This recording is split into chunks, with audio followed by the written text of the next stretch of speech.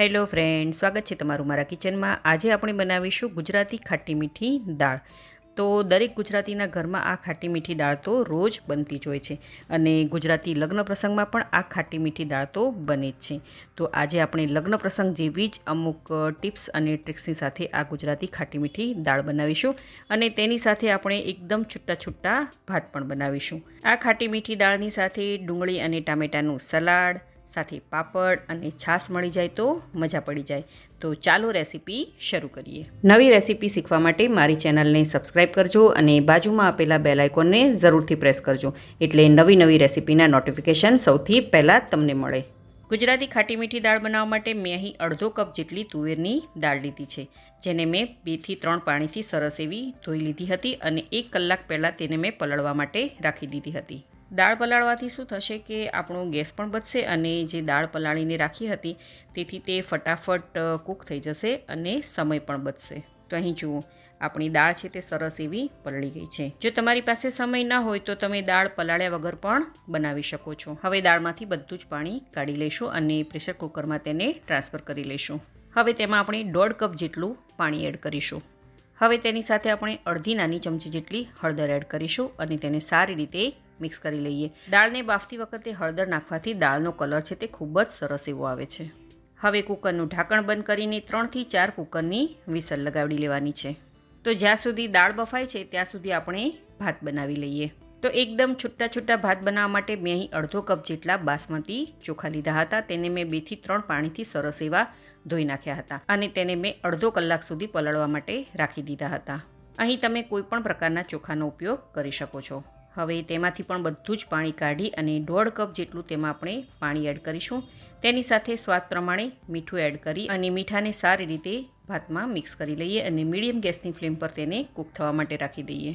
અહીં આપણે ચોખાને પલાળીને રાખ્યા હતા, તેથી ચોખાને કૂક થવામાં વધારે સમય નહીં લાગે, માત્ર 5 થી 7 મિનિટ જેટલો જ સમય લાગશે। તમે આ રેસીપી કઈ સિટી, કયું સ્ટેટ અને કઈ કન્ટ્રીમાંથી જોઈ રહ્યા છો મને કમેન્ટ કરીને જરૂરથી જણાવજો।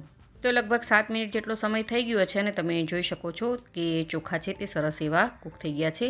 તમને હું આ ચેક કરીને બતાવું તો અહીં જુઓ, ભાતનો દાણો છે તે એકદમ સરસ એવો મેશ થઈ જાય છે। ધેટ મીન્સ કે આપણા ચોખા છે એટલે કે ભાત છે તે સરસ એવા કૂક થઈ ગયા છે।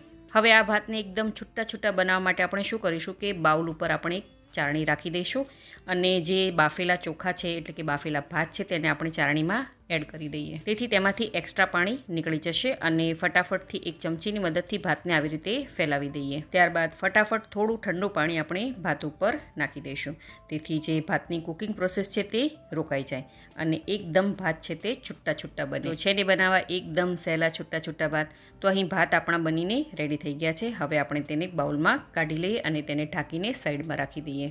તો ચાલો હવે આપણે ખાટી મીઠી દાળ બનાવી લઈએ। તો કુકરની 4 વિસલ થઈ ગઈ છે અને કુકર પણ આપણું ઠંડુ થઈ ગયું છે અને દાળ આપણી સરસ એવી કૂક પણ થઈ ગઈ છે। હવે તેને હેન્ડ બ્લેન્ડર અથવા તો વિસ્કરની મદદથી દાળને સારી રીતે આપણે બ્લેન્ડ કરી લઈએ। તો અહીં જુઓ, દાળ છે તે સરસ એવી બ્લેન્ડ થઈ ગઈ છે। હવે દાળને કડાઈ અથવા તો તપેલીમાં કાઢી લઈશું અને મીડિયમ ગેસની ફ્લેમ પર આપણે તેને રાખી દઈએ। હવે તેમાં 1 થી 1.5 ગ્લાસ જેટલું પાણી એડ કરીશું। ત્યારબાદ સ્વાદ પ્રમાણે મીઠું, થોડા મીઠા લીમડાના પાન, 1 ઇંચ જેટલો આદુનો ટુકડો જેને મેં ખમણીને લીધો છે, 1 ઝીણું સુધારેલું નાનું ટામેટું અને મેં અહીં 1 મોટી ચમચી જેટલા મગફળીના દાણા લીધા છે। તેને મેં અડધા કલાક પહેલાં ગરમ પાણીમાં પલાળીને રાખ્યા હતા અને તેનું પાણી કાઢી અને આ મગફળીના દાણા દાળમાં એડ કરી લઈએ। 1 નાનું ઝીણું સુધારેલું લીલું મરચું અને 1 મોટી ચમચી જેટલો ગોળ એડ કરીશું અને સારી રીતે તેને મિક્સ કરી લઈએ। અહીં ગળપણ તમને કેવું જોઈએ છે તે તમે તમારા ટેસ્ટ પ્રમાણે વધારે કે ઓછું પણ કરી શકો છો। હવે આ દાળને આપણે ઓછામાં ઓછી 5 થી 6 મિનિટ સુધી લો ટુ મીડિયમ ગેસની ફ્લેમ પર તેને કૂક થવા દેવાની છે।